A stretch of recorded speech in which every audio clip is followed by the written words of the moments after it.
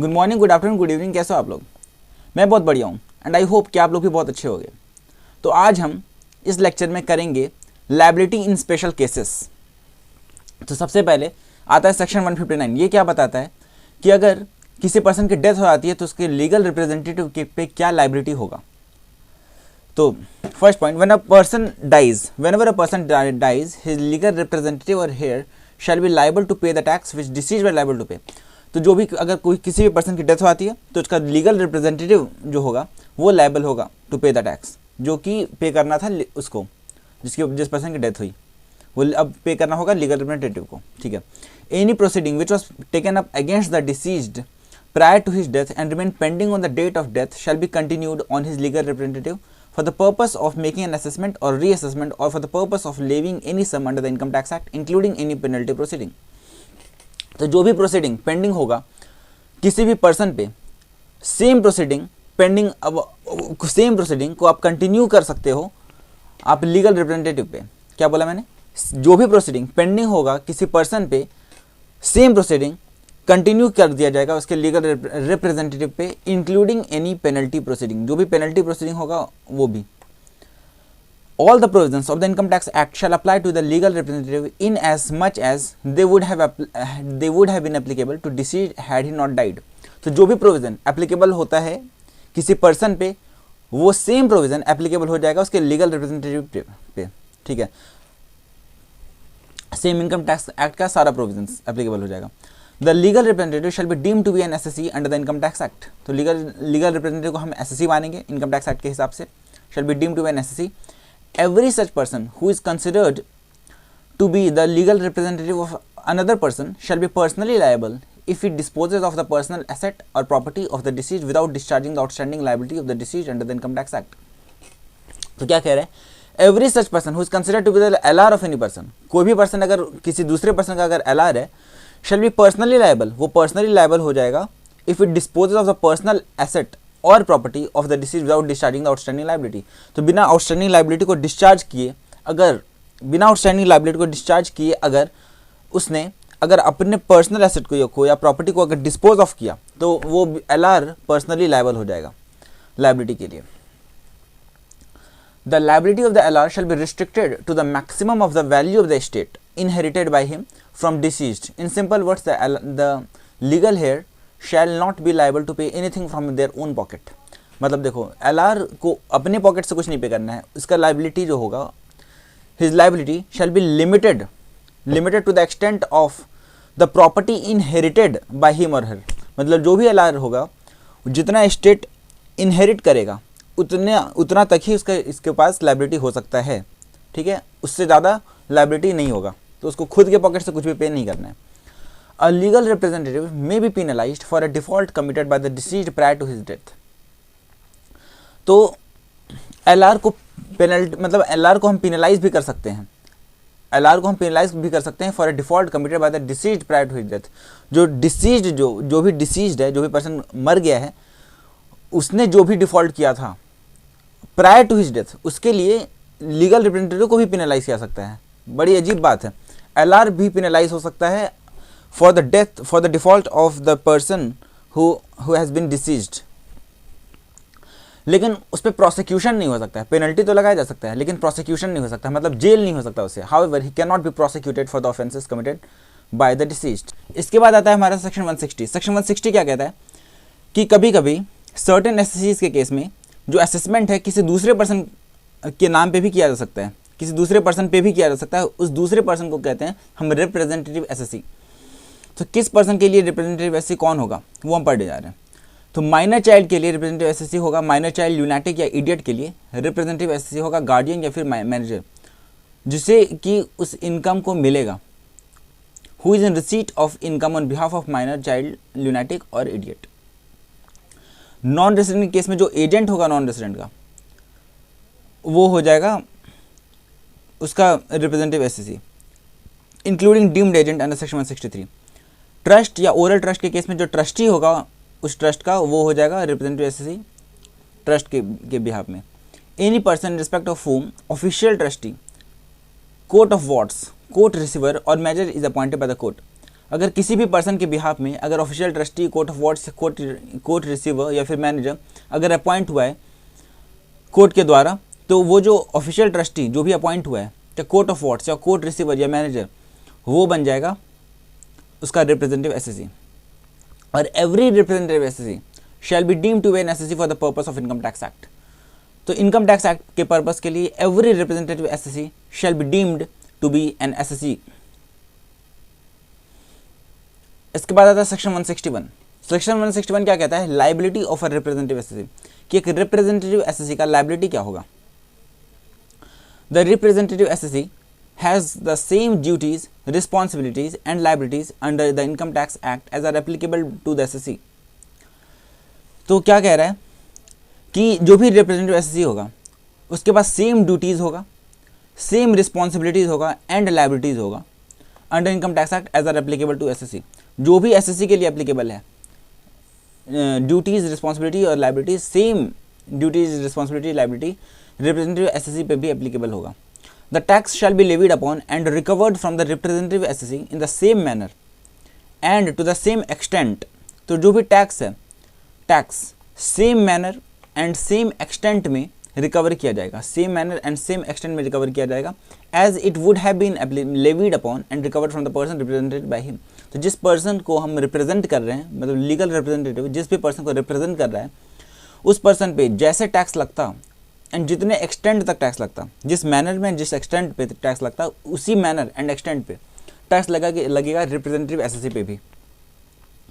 इसके बाद if a particular income has already been taxed in the hands of a particular person in his capacity as a representative SSC, then the same amount of income shall not be taxed in the hands of that person again in his personal capacity. तो क्या कह रहा है? अगर कोई भी income अगर किसी पर्टिकुलर पर्सन पे इन the capacity of representative SSC अगर टैक्स लग गया है उस पर, तो सेम अमाउंट सेम पर्सन पे उसके पर्सनल कैपेसिटी पे टैक्स नहीं लग सकता है। ठीक है। इसके बाद section 162 rights of a representative assessee, कि रिप्रेजेंटेटिव एसएससी के पास राइट क्या क्या राइट्स हैं।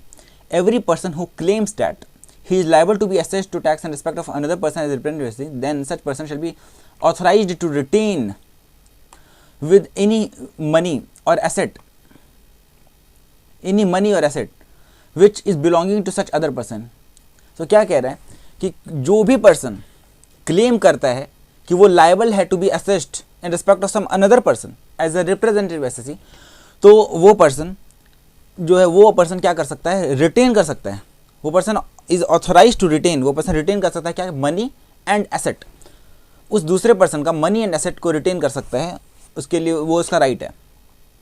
इन केस ऑफ एनी डिसएग्रीमेंट, अगर कोई डिसएग्रीमेंट हो जाता है, the representative may secure a certificate. अगर कभी भी कोई डिसएग्रीमेंट हो जाता है तो representative may secure a certificate from the AO certifying the maximum estimated tax liability of SSC. तो कभी अगर कोई डिसएग्रीमेंट हो जाता है तो क्या करेगा रिप्रेजेंटेटिव एसएससी कि एओ से सर्टिफिकेट ले लेगा इस रिगार्डिंग कि मैक्सिमम, कि उसके हिसाब से मैक्सिमम टैक्स लायबिलिटी कितना बन रहा है एसएससी का, maximum tax estimated tax liability कितना बन रहा है एसएससी का, एओ के हिसाब से वो सर्टिफिकेट ले लेगा। The certificate shall be treated as a warrant authorising retention of money और एसेट्स, और जो भी सर्टिफिकेट है वो वारंट की तरह ट्रीट किया जाएगा, ऑथराइजिंग रिटेंशन ऑफ मनी और assets. However, in such situation, the AO cannot recover an amount more than the amount so certified by AO in his certificate. और AO इस केस में जितना भी अमाउंट उसने सर्टिफाई किया है कि ये मैक्सिमम अमाउंट हो सकता है, मैक्सिमम टैक्स लायबिलिटी हो सकता है, उस अमाउंट से ज़्यादा वो रिकवर नहीं कर सकता उस दूसरे पर्सन से। इसके बाद आता है सेक्शन 163। ये क्या कहता है? Persons who may be deemed to an agent of non resident. कौन कौन सा पर्सन है जो ऐसा मान लिया जाएगा कि वो नॉन रेसिडेंट का एजेंट है। ठीक है, deemed to be an agent of non resident. Apart from a person who is specifically appointed by the non resident person to be his agent in writing, the following person may be deemed as agent of non resident in India. तो जो भी person specifically appointed है as non resident का agent, तो वो तो non resident का agent हो ही जाएगा। इसके अलावा जो अदर पर्सन्स हैं वो भी मान लिया जाएगा कि वो नॉन रेसिडेंट का एजेंट है इन इंडिया। कौन सा अदर पर्सन है? तो वो ये पर्सन है जिनका लिस्ट है। तो a person who is employed by or on behalf of the non resident, या तो वो एम्प्लॉयड है by or on behalf of the non resident. या second, who has any business connection with the non resident, उसका कोई business connection है non resident के साथ में। या third, from or through whom non resident is in receipt of any income whether directly indirectly. From or through whom मतलब non resident को चाहे उस पर्सन से या उस पर्सन के थ्रू कोई इनकम मिल रहा है तो भी वो उसका एजेंट मान लिया जाएगा। फोर्थ, वो ट्रस्टी है नॉन रेसिडेंट का। And fifth, who has acquired by way of transfer any capital asset in India, या फिर उसने कैपिटल एसेट इंडिया में एक्वायर किया हुआ है। तो क्या बोला मैंने, देखो 5 चीज़ें।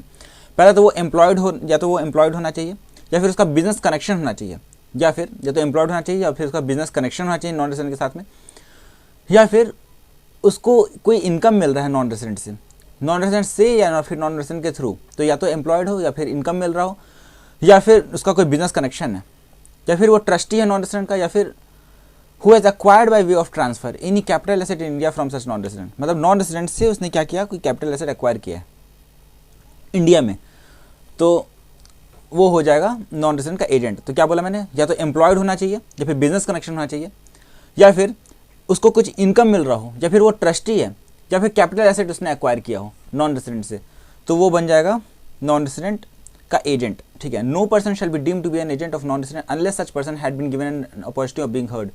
तो बिना अपॉर्चुनिटी ऑफ बीइंग हर्ड दिए आप नॉन रेसिडेंट किसी का एजेंट नहीं बना सकते किसी पर्सन को। मतलब सेक्शन 163 के हिसाब से डीम नहीं कर सकते कि वो नॉन रेसिडेंट का एजेंट है। ठीक है। आपको क्या देना पड़ेगा, अपॉर्चुनिटी ऑफ बीइंग हर्ड।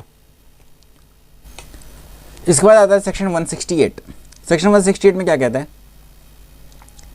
कि अगर कभी लीगल एग्जीक्यूटर या एडमिनिस्ट्रेटर को हम अपॉइंट करते हैं, अगर कभी लीगल एग्जीक्यूटर या एडमिनिस्ट्रेटर को हम अपॉइंट करते हैं, मतलब जो भी डिसीज्ड है वो अगर लीगल एग्जीक्यूटर या एडमिनिस्ट्रेटर को अपॉइंट करता है तो क्या होगा, तो लीगल एग्जीक्यूटर और एडमिनिस्ट्रेटर की क्या लाइबिलिटी होगी।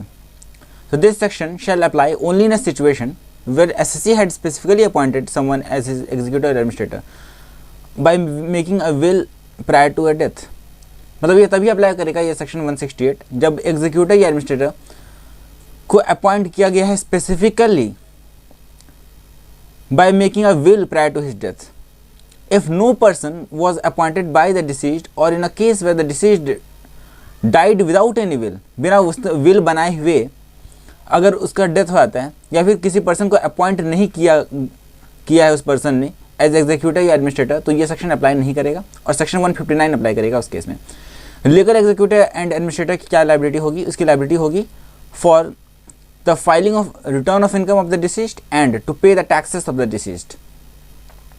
जो भी एग्जीक्यूटर और एडमिनिस्ट्रेटर होगा उसकी सेम रेसिडेंशियल स्टेटस होगी as in the case of deceased in the year of death. मतलब जिस ईयर में डेथ होगा उस डिसीज्ड पर्सन का, उस ईयर में जो भी उसका रेसिडेंशियल स्टेटस है सेम रेसिडेंशियल स्टेटस हो जाएगा एग्जीक्यूटर या एडमिनिस्ट्रेटर का। द लीगल एग्जीक्यूटर और administrator will be assessed to tax in the dual capacity. जो भी लीगल एग्जीक्यूटर और एडमिनिस्ट्रेटर है he will be assessed to tax in the dual capacity. वो डुअल कैपेसिटी में असेसमेंट होगा उसका, फर्स्ट एज पर्सनल कैपेसिटी और second as in the capacity as legal executor या एडमिनिस्ट्रेटर ऑफ द डिसीज्ड। कोई भी अमाउंट जो कि लीगल एग्जीक्यूटर या एडमिनिस्ट्रेटर पे करता है, he shall be entitled to recover the amount from the estate of such deceased person. वो उस डिसीज्ड पर्सन से रिकवर कर सकता है उस अमाउंट को। In any case the legal executor या administrator will be responsible only till the date of complete distribution. जब तक एसेट जो है, जब तक डिसीज्ड का एसेट कंप्लीट डिस्ट्रीब्यूट नहीं हो जाता है, तब तक ही जो एग्जीक्यूटर है उसकी लायबिलिटी रहती है। उसके बाद की लायबिलिटी उसकी नहीं रहेगी, उसके बाद की लायबिलिटी हो जाएगी लीगल हेयर की। ठीक है। If some part of the income of the estate of the deceased was distributed to the legal heir और beneficiaries, then part of such income shall be excluded from the hands of legal executor or administrator, but shall then be included in the income of the respective recipient or legatee. अगर कोई भी income या estate या part of the estate को अगर distribute करता है executor किसी दूसरे पर्सन को, तो जिस पार्ट को उसने डिस्ट्रीब्यूट किया वो पार्ट आप लीगल एग्जीक्यूटर या एडमिनिस्ट्रेटर के अकाउंट से हटा दोगे, निकाल दोगे, और जो भी लेगटी है, मतलब जो भी रिसीवर है, उसके हाथ में उस इनकम को आप इंक्लूड कर लोगे। सेक्शन 169 क्या कहता है, every executor who pays any amount under the income tax act on behalf of another person shall have right to recover. कि हर एग्जीक्यूटर अगर किसी दूसरे पर्सन के बिहाफ में अगर कुछ भी पे करता है तो उसके पास राइट होगा to recover the amount from the that other person जिसके बिहाफ में वो उसने पे किया है। और अगर उसके पास एग्जीक्यूटिव के पास कोई भी अगर मनी बिलोंगिंग है, कुछ भी पैसे अगर पड़े हैं, तो वो उसे रिटेन भी कर सकता है। इसके बाद आता है सेक्शन 170। क्या कहता है? Liability of a successor where the predecessor could be found. मान लो डेथ को छोड़ के किसी अदर केस में अगर सक्सेसर है और प्रेडेसेसर है, मतलब प्रेडेसेसर पहले प्रेडेसेसर था, बिजनेस कोई और चला रहा था, अब बिजनेस हो गया सक्सेशन बिजनेस का, ठीक है, अब इस प्रेडेसेसर बिजनेस का हो गया सक्सेशन, ठीक है, तो up to the date of succession liability किसकी होगी? प्रेडेसेसर की, और after the date of succession liability हो जाएगी सक्सेसर की, ठीक है। तो मतलब दो सेपरेट असेसमेंट किया जाएगा इस केस में। लेकिन अगर मान लो प्रेडेसेसर फाउंड नहीं हो पाता है, प्रेडेसेसर मिल ही नहीं पा रहा है, या फिर प्रेडेसेसर से हम टैक्स रिकवर नहीं कर पा रहे हैं, तो उस केस में जो भी सक्सेसर है, सक्सेसर ही लायबल होगा प्रेडेसेसर के लिए, मतलब प्रेडेसेसर के बिहाफ पे जो टैक्स है वो कौन पे करेगा? सक्सेसर पे करेगा। लेकिन हाँ, सक्सेसर ने जितना भी अमाउंट पे किया है ऑन बिहाफ ऑफ प्रेडेसेसर वो रिकवर कर सकता है, सक्सेसर रिकवर कर सकता है प्रेडेसेसर से। सेम बातें यहाँ पे लिखी हुई हैं। सेक्शन 171 क्या कहता है कि assessment of HUF after it's partition, partition के बाद असेसमेंट एचयूएफ का कैसे करेंगे? तो अगर कोई भी पर्सन क्लेम अगर करता है, अगर मान लो सेक्शन 143 या 144 में असेसमेंट हो रहा है किसी एचयूएफ का, और कोई भी अगर पर्सन अगर क्लेम करता है कि एचयूएफ का पार्टीशन हो गया है, तो एओ फर्स्ट तो इंक्वायर करेगा by issuing a notice to all the members of the HUF, मतलब सभी मेंबर्स, एचयूएफ के सभी मेंबर्स को नोटिस देगा और इंक्वायर करेगा नोटिस दे करके। If A is satisfied about partition having taken place, he shall record his findings, तो वो क्या करेगा? अपने फाइंडिंग्स को रिकॉर्ड करेगा। अगर उसको लगता है कि कोई पार्टीशन हुआ है सही में, तो फाइंडिंग्स को रिकॉर्ड करेगा to that effect. In such a case HUF shall be assessed to tax only up to the date of partition, तो एचयूएफ का असेसमेंट होगा only up to the date of partition. Every person who was the member of HUF immediately before partition shall be jointly and severally liable for the liability of the HUF, तो जो भी up to the date of partition of HUF जो भी persons members थे HUF के, वो jointly and severally liable हो जाएंगे for the liabilities of HUF, जो भी लायबिलिटीज होगा एचयूएफ का उसके लिए। Several individuals' liability of the members shall be in the ratio in which the assets of HUF are received by them. जो भी इंडिविजुअल्स हैं उनकी लाइबिलिटी क्या होगी? तो HUF तक तो जॉइंटली एंड सेवरली लाइबल हो जाएंगे सारे, बट HUF के पार्टीशन के बाद लाइबिलिटी क्या होगी? तो जिस रेशियो में HUF के एसेट्स का डिस्ट्रीब्यूशन हुआ है, सेम रेशियो में जो इंडिविजुअल्स हैं उनकी लाइबिलिटी होगी। तो several individuals liability of the members shall be in the ratio in which the assets of HUF are received by them. इसके बाद सेक्शन 171 सबसेक्शन 9 क्या कहता है कि पार्शियल पार्टीशन ऑफ HUF अगर होगा टेकिंग प्लेस आफ्टर 31/12/1978, तो क्या होगा? If partial partition has taken place after 31/12/1978, such partition shall be deemed to have never taken place. तो मानेंगे कभी पार्टीशन हुआ ही नहीं है। In simple language, partial partition of HUF after 31/12/1978 is not regarded as partition or is not recognized and HUF shall be deemed to have continued. तो कभी भी मान लो अगर partial partition होता है HUF का, तो उसको partition मानेंगे ही नहीं। मतलब अगर 31/12/1978 के बाद अगर कभी भी HUF का partial partition हो जाता है, तो उसे हम partition मानेंगे ही नहीं HUF का, और ऐसा माना जाएगा कि HUF कंटिन्यू कर रहा है। Each member of HUF who was the member immediately before such partial partition shall jointly and severally be liable to any liability of HUF under this act. तो जो भी मेंबर होगा HUF का who was the member immediately before such partial partition, वो jointly and severally liable होगा to any liability under this act. तो jointly and severally liable ही रहेगा। मतलब ऐसा माना जाएगा कि कभी partial partition हुआ ही नहीं है, तो मतलब कभी HUF का partition हुआ ही नहीं है, तो इसलिए वो jointly and severally liable होगा, सभी मेंबर्स जो भी मेंबर्स थे उसके। Several liability of each member shall be worked out in the ratio in which the assets of HUF are received by them. और जो भी liability है members का वो निकालेंगे in the ratio in which the assets of HUF are received by them. फिर section 178 क्या कहता है?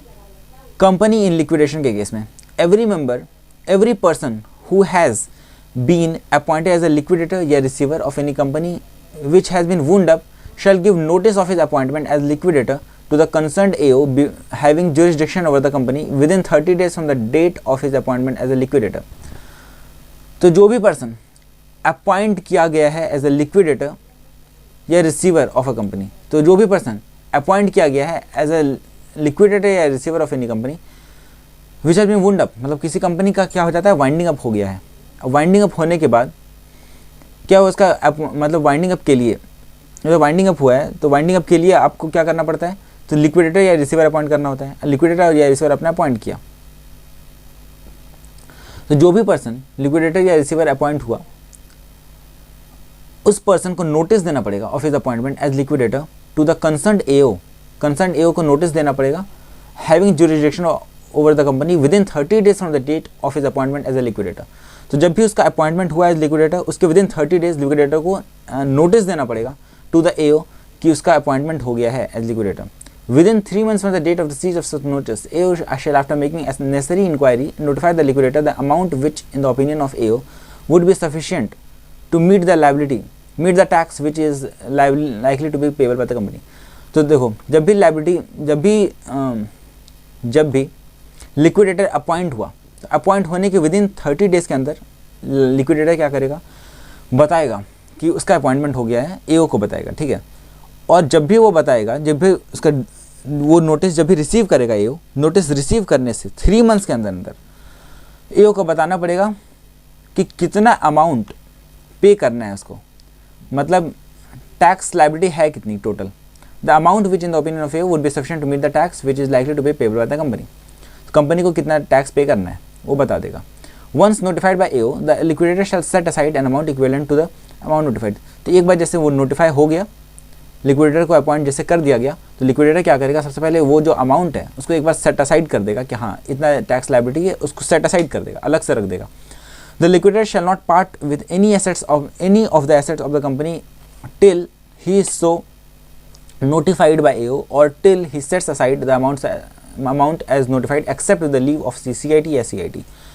तो कह रहा है कि जो भी लिक्विडेटर है shall not part with any of the assets of the company, मतलब किसी भी एसेट को बेच नहीं सकता है, किसी भी एसेट को डिस्ट्रीब्यूट नहीं कर सकता है, किसी भी एसेट को डिस्पोज ऑफ नहीं कर सकता है, मतलब किसी एसेट से वो पार्ट ऑफ नहीं हो सकता है जब तक या तो सेट असाइड नहीं कर दिया है उस अमाउंट को उसने, जो भी टैक्स अमाउंट है उस अमाउंट को जब तक उसने सेट असाइड नहीं किया है, या फिर जब तक एओ ने नोटिफाई नहीं किया है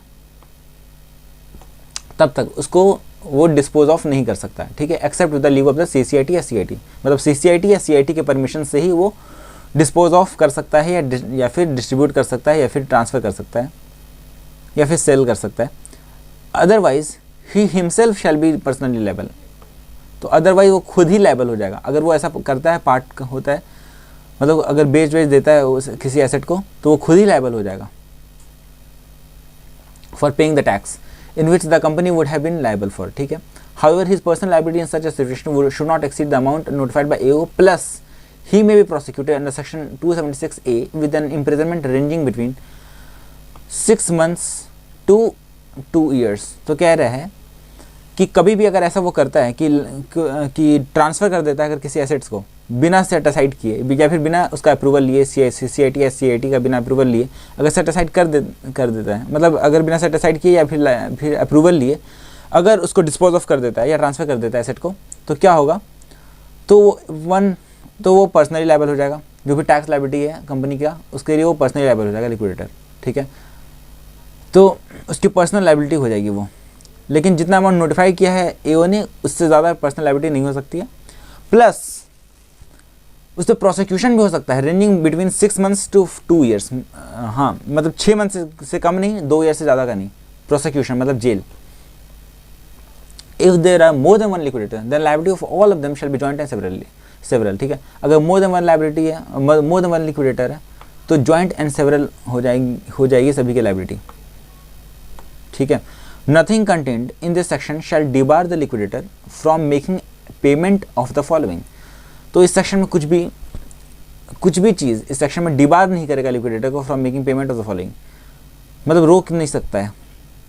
for making payment of the following, payment of tax payable by the company, जो भी कंपनी का टैक्स पेबल है वो पे कर सकता है लिक्विडेटर, कोई दिक्कत नहीं है.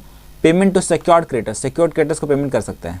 तो ऐसा नहीं मानेंगे कि वो ये हो रहा है कि उसने डिस्पोज ऑफ कर दिया एसेट, ऐसा नहीं मानेंगे।